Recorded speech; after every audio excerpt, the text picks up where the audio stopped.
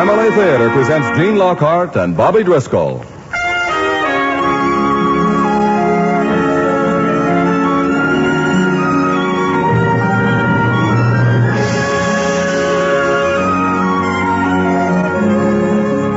From Hollywood, the Mutual Network, in cooperation with Family Theater, presents Fair Exchange, starring Bobby Driscoll. And now here is your host, Gene Lockhart.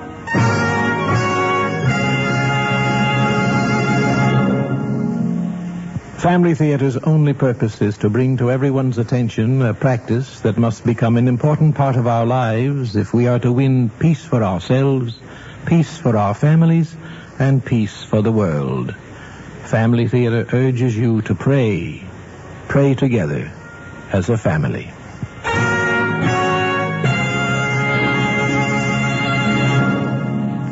And now to our transcribed drama, Fair Exchange, starring Bobby Driscoll as Ray.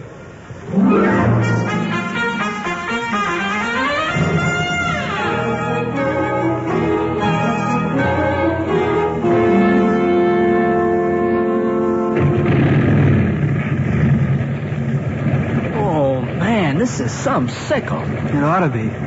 It took me long enough to get it. What are you groaning about? At least you made the grade. My old man's still on the fence. You better shut it off, Jim. I'm already into next week's allowance for gas money.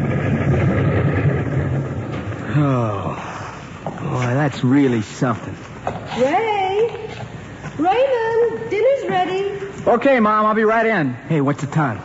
6:20. Oh, brother, the old man will kill me. I'll see you at 7:30. Well, maybe I'll come a little earlier. The game starts at 8. Aren't we riding? Well, it's like I said about the allowance. I'll pay for the gas. Oh, I don't know, Jim. Sure, gotta go first cabin, don't we? Okay. I'll pick you up. 7:30? Yeah.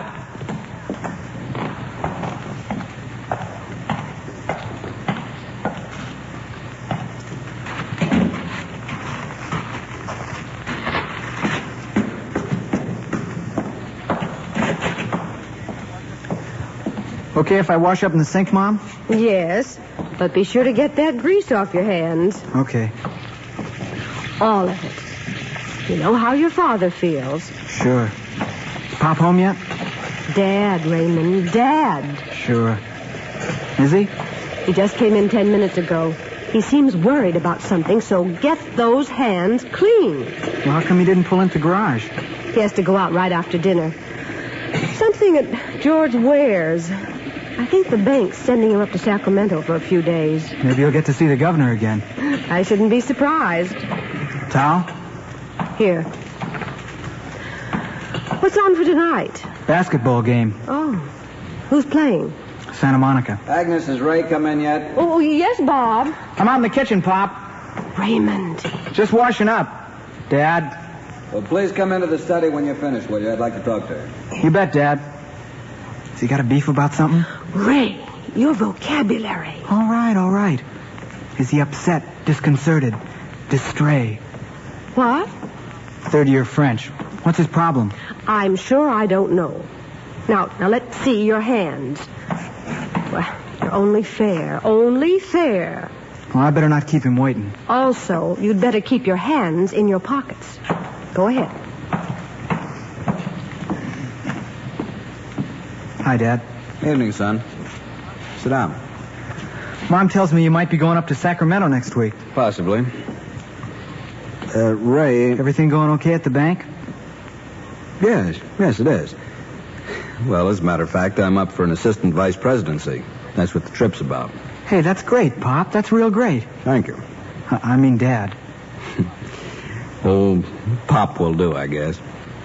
We're all pops, whether we like it or not. Just as you'll be a pop someday. You'll grow up, marry, and have a family, and take my word for it, Ray, you'll worry about them. And sometimes you'll do things for their own good that they won't appreciate. Not at the time, anyway. Is anything wrong? You tell me. Take a look at this headline in tonight's paper. 2 teenagers killed in motorcycle crash. I saw that headline when I stepped out of the bank tonight. I was almost afraid to read the rest of the story. Now, Dad, listen. All that flashed across my mind was that it could have been you. You and Jimmy Ware. But this guy was a nut. He was doing 70 in a 35 mile Ray, zone. I know all that. It's always the next guy who's taking chances. I promised you I wouldn't speed. I know you promised, and I know you wouldn't consciously break that promise, but... Well, this is something that I'm just going to have to do, and if it means that you go around hating me for the next 6 months, all right, hate me. But at least you'll be alive to do it. Dad. You're going to have to sell that motorcycle. That's all there is to it. One maniac gets himself killed on the freeway I'm not at all sure he was a maniac. He came from a good home, good family. What's that got to do with it? It's all you can judge by, son. Believe me. Well, I come from a good family, and I don't speed. Do you know what I've been going through the last few weeks since I bought you that motorcycle? Oh, now look. Every day at the bank, George Ware comes to work telling me how his son Jimmy is after him to get a motorcycle like the one you've got. Well, that's not my fault. Every day I'm becoming more and more convinced that I made a mistake in buying it for you. Just because Mr. Ware won't let Jim have one? Because the thing is dynamite. It's like giving a handful of razor blades to a 2-year-old. Oh, thanks. Thanks for the compliment. Ray, you're 18. You haven't exactly learned everything. I don't say I have, but I told you I'd be careful, and I'm being Son, careful. you can talk until you're blue in the face. I have made up my mind. One guy on the freeway. And it could have been you. You sell the motorcycle, the subject is closed. Dad? Did you hear me? I was just going to ask you what I should do with the money I get for it. Well, it'll be your money. It was your present.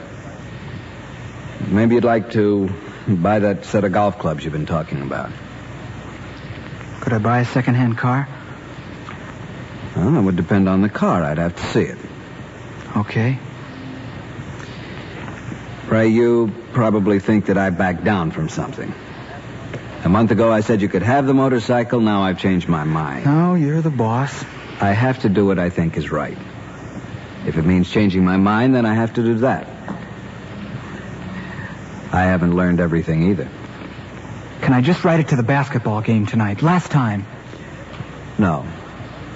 It'll be the last time. No, you've driven it for the last time. And from now on, I'll be able to sleep at night and pick up the paper without worry. Bob, dinner's ready. All right, dear. You'd better sit right down and eat too, son. Sure, Mom.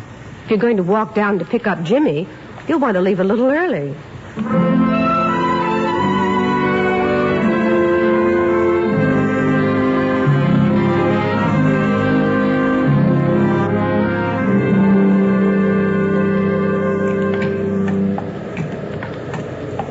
Some game, huh? Yeah, Oh, we sure clobbered them. sure did. Hey, look, you're not sore at me, are you? It wasn't my fault. I'm not sore. I was putting a buzz on my old man for a sickle a long time before you got yours. I know. It's not that. It just burns me up to lose the thing on account of somebody else's accident. That's the way they got us figured. If you're 17, 18 years old, automatically you're a mental case. It really beats me. Think there's any chance your pop might change his mind after he cools off? No, not this time. It's been building up for a couple of weeks. I could see it coming. Like how? He's been putting the needle in me about how much noise it makes, and I always got grease on my hands. You know, that stuff. Yeah. Funny. For all these months, I've been yakking motorcycle, and just in the last few days, I was beginning to think that maybe, just maybe, the old man might be coming around a little, and then Louie. Yeah, well, you can't hide all the newspapers from him. You know what it is? They sit around that bank all day trying to impress one another what responsible characters they are. And this is the result. So why should we take the heat? Because one clown we don't even know has a lead foot. You see the pictures of the accident? Yeah. Murder. He must have been sailing. Said 75 on the TV. Paper only said 70. So what? You hit anything going over 60, it's academic, boy. Yeah. Well, goodbye, cycle. That's a joke, son. Hardy, har. Thanks. How soon you got to get rid of it? By the time Pop gets back from Sacramento next week. Oh, it doesn't give you much time, huh? He says if I have to sell it for less than $200, he'll make up the difference. 200? He wants it gone real bad. Oh, no, that's a shellac, and you paid $250. Yeah, and I got taken, too. The thing's almost 4 years old. 200, though. That's an awful good price. I don't think I'll do any better. Hey, listen. Would you sell it to me? Oh, man, inhale. You need air. No. Seriously. Where would you get the $200? I got it. Savings bonds. You mean your old man's got it? No, they're in my name. I've been buying them every summer. What are you trying to do? Get yourself murdered? My old man wouldn't have to know anything about it. Where would you keep the thing? Under your bed? No, I put it in a garage somewhere. In the meantime, I could be softening them up. You talk like a man from Mars. Ray, no kid now. I mean it. How would he know? What if someone saw you riding it? I'll take it out of the neighborhood. How about the bonds? I'll cash them in at another bank. They're in my name. Jim, look. Your old man will blow a gasket if he finds out about this. That's what I'm telling you. He won't find out. How can he unless we say something? What if he asks about the bonds? He's almost forgotten I own them. Now, Ray, come on. Isn't my 200 as good as the next guy's? Isn't it?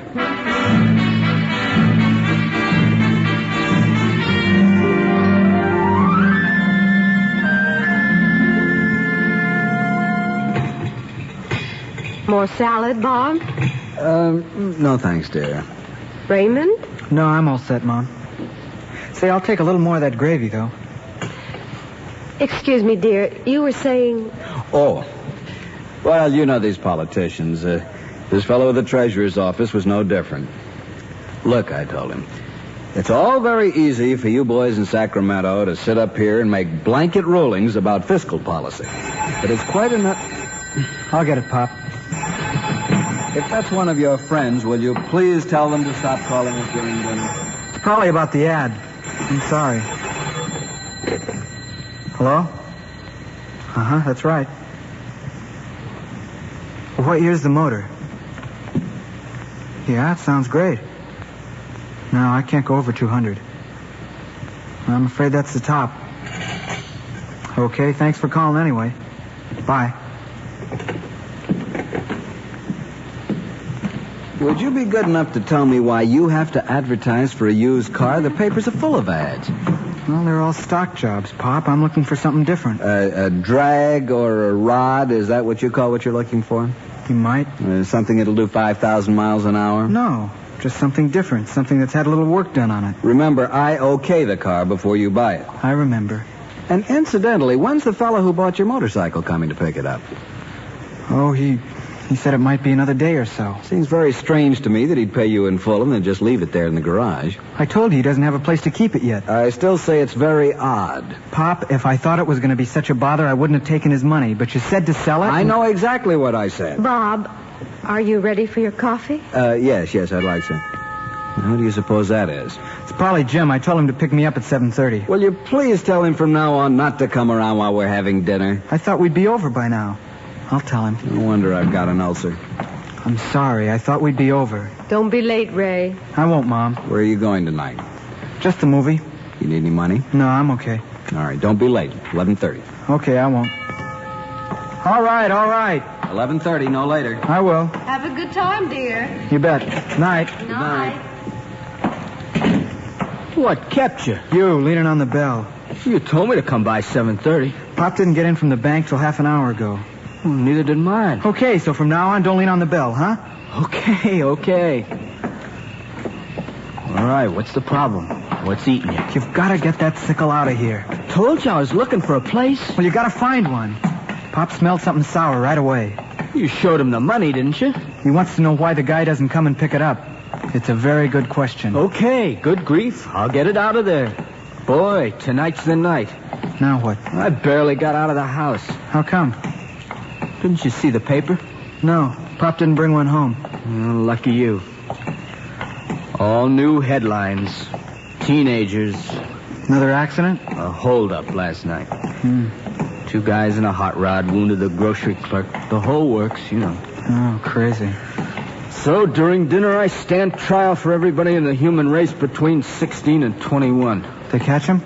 Yeah, I wish they had. Boy, guilt by chronological association. Now, what kind of a word is that?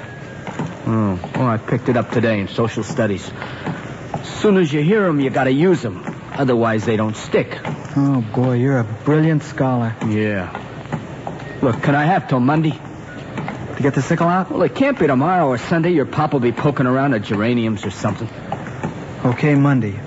But that's the deadline. Hey, I hope it's a good movie tonight. Did you call Janice? I saw her at school. She and Peggy gonna meet us inside or outside? Inside. Oh, that's nice. That's cheaper.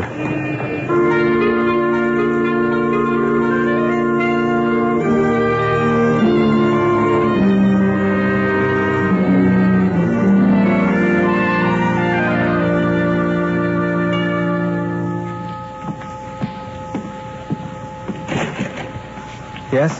I'm looking for the person who placed the ad for a used car. Yeah, it's me. How do you do? My name's Whitley. I'm Ray Stelson. Glad to know you. Come on in. Well, I pulled a car around the alley. I thought you might like to take a look under the hood. Sure, you bet. We can go around the back by the walk here. Okay. What kind of job is it? 34 Ford Coupe. Original engine? No, 48 Merc. There's been a lot of work done on it. There it is. Say.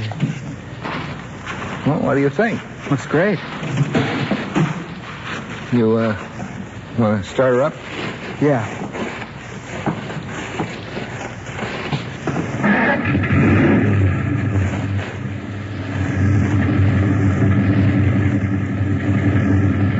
Sounds like she's got a lot of juice. Take it from me, she has. What are you asking for it? $175. Oh, that's a good price. Well, I'm looking for a quick sale. I got a job up north. Starts Monday, so I got to unload this fast. It's got to be today, huh? Yeah, you see, I still owe nearly $100 on it, the finance company. They're closed tomorrow, so if I don't pay them off today, I can't deliver the pink slip. Yeah, I see. I got another prospect who'll go $150 spot cash, but, well, I hate to let it go that cheap if I don't have to. No, I don't blame you. The only thing is, my father's got to okay the car before I buy it. Both the folks went into L.A. this afternoon.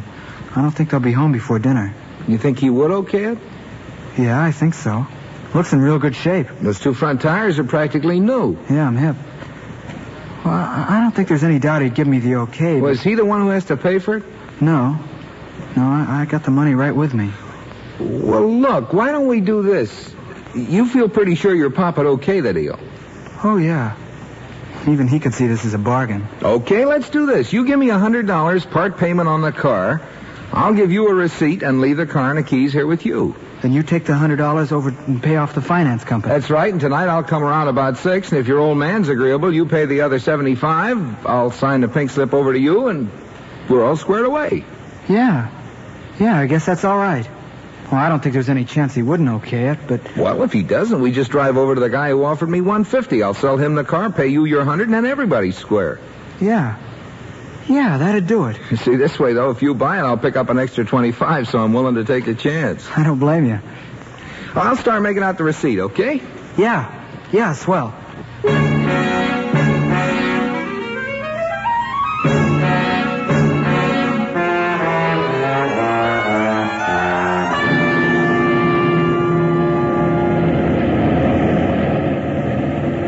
How about this little bomb, James, my boy?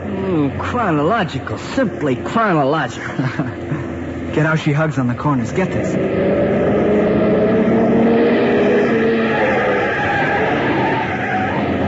man, you don't even know you're turning. Say, I better drop you off. It's almost 6. The folks will be getting home. Oh, if your pop won't let you have this, we will simply have to blow the man down. Oh, I figure it's in the bag. Yeah, you lucky dog. Be over after dinner? As soon as that guy comes back with a pink slip. Cross your fingers, buddy. That's what I'm doing. Take it easy. See you tonight, Ray.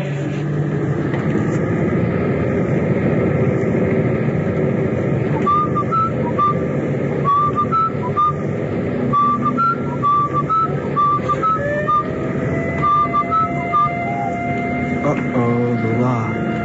Not me, Mr. Policeman, not me. I'm doing 20 in a 25-mile zone. He's coming up fast. Yes, sir, Raymond boy, over to the curb and let the law go by. He's stopping right behind me. Oh, what do you think they want?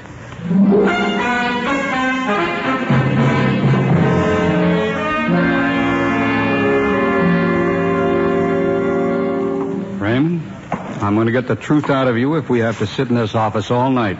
I'm telling you the truth, Lieutenant. You're in possession of a stolen car. I told you I bought it this afternoon. But you can't produce the ownership certificate. I showed you the receipt I got for the deposit. Well, this receipt doesn't mean a thing. Hasn't got an engine number on it. The signature's almost illegible. Well, he left the car and the keys. It was just for a deposit. He said he'd come back at 6 o'clock. It is now 8:30, and your mother phoned 10 minutes ago. No one's come to the house. Well, if he's the one that stole the car, of course he wouldn't come back. He'd just take the money and go. Well, that's very neat, but it leaves a lot of unanswered questions. First of all, that car was involved in a holdup 2 nights ago. I know. I told you where I was 2 nights ago. Home studying. But your father was out of town. Your mother didn't get home from her bridge club until after 11. I was still home. Also, you've told your father that you got $200 for selling your motorcycle, but the motorcycle is still in your garage. Well, the man who bought it's looking for a place to keep it. What was his name? I don't remember. You signed the ownership certificate over to him, but you don't remember his name? Well, it was a common name. Well, could you describe him? Oh, I don't know. He was about average. You're lying, Raymond. I got the car the way I told you. You got the car by stealing it, the same way you got the $100 we found in your wallet. I never stole anything in my life. There were 2 of you who held up that grocery store. Who's the other one? There wasn't any other one. You did it alone? I didn't do it at all. Your father told me you showed him $200 last night. Now you've got only half of that. Who'd you split it with? I didn't split it with anyone. I gave it to the guy for the car. What guy? The one who gave me the receipt. Well, you could have written that receipt yourself. What was his name? Whitmore, I don't know, something like that. Doesn't look a thing like the name here. Well, that's what he told me it was. Fortuna speaking. Lieutenant, there's a Mr. Ware and his son to see you. Where? They seem to be friends of Mr. Stelson. Oh, is he still out there, too? Yes, sir. Okay, send all 3 of them in. Right away, Lieutenant. Oh, looks like we're making a little progress. This Ware kid a friend of yours? My best friend.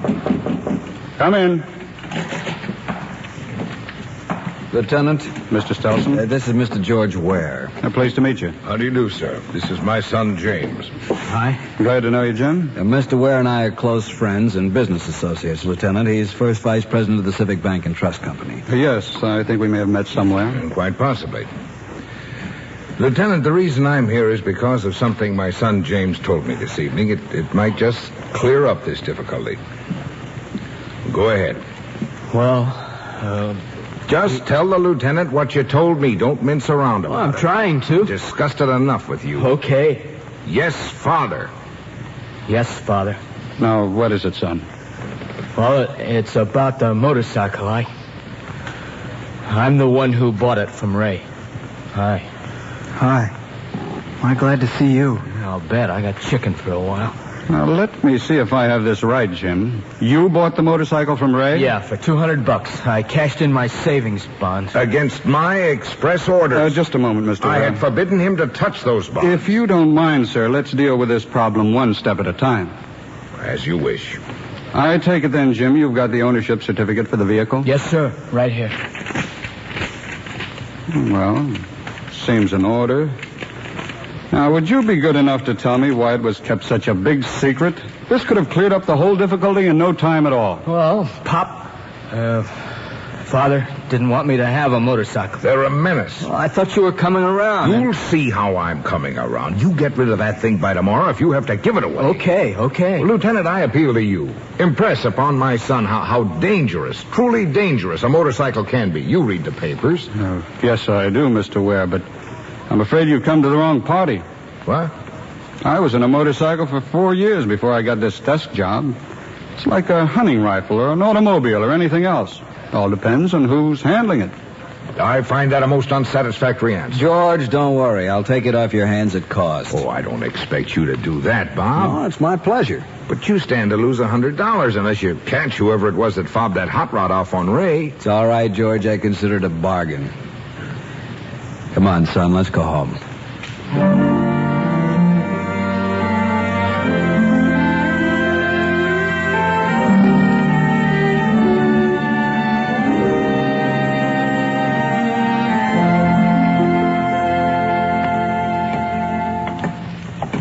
How about that old man of mine, huh? I gotta sell you back the motorcycle, but he's gonna buy me a skin diving outfit. What's he think? I can't drown? Yeah, they're strange. They're the strangest bunch in the world. Fathers? Yeah. And are you formal? Oh. Yeah, my old man likes to be called father. Gives him a kick. You know, they mean well. Don't you think? Yeah, I think so. They huff and puff, but I think so. Wonder if they'll catch the guy who fobbed off that car on me. Fobbed. That's a word my old man loves. Use another one, will you? Foisted? Very good. Well, I gave him a description. Sample of the handwriting. Routine. It's nothing but routine. They'll catch him. Did Peggy say where she and Janice were going to meet us at the show? Yeah. Bad news. What? Outside. Oh, sad. 60 cents apiece. Oh, my. They're doing it. What's that? Growing up. They're getting smart.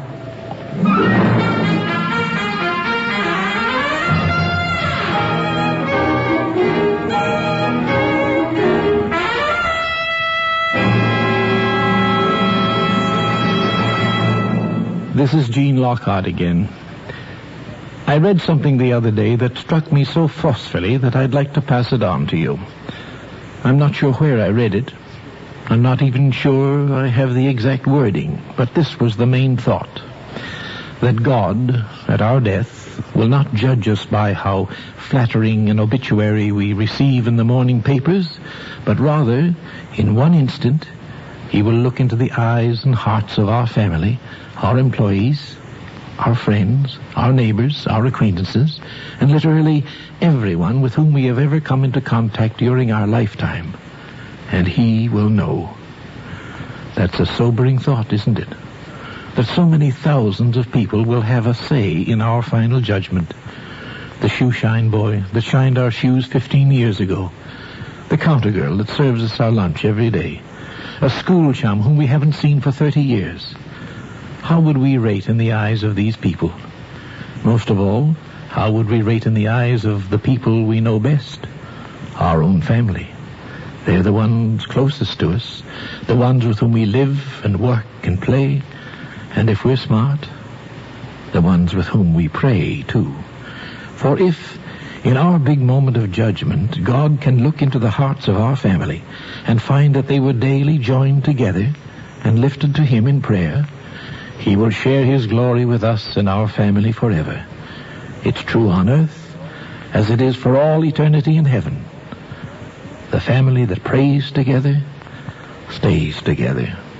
More things are wrought by prayer than this world dreams of.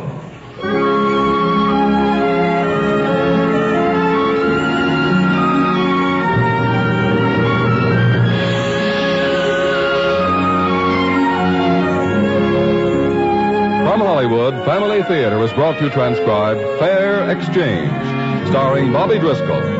Gene Lockhart was your host. Others in our cast were Eddie Firestone Jr., Harry Bartell, Margaret Brayton, Marvin Miller, and Bob Emlin.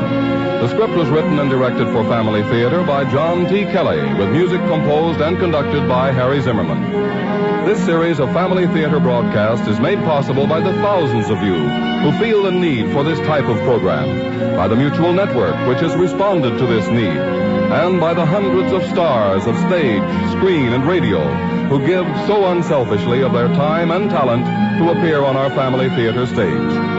To them and to you, our humble thanks. This is Larry Chatterton expressing the wish of Family Theater that the blessing of God may be upon you and your home, and inviting you to join us next week when Family Theater will present Deductive Reasoning, starring Betty Lynn and Jeff Hunter. Gene Evans will be your host. Join us, won't you?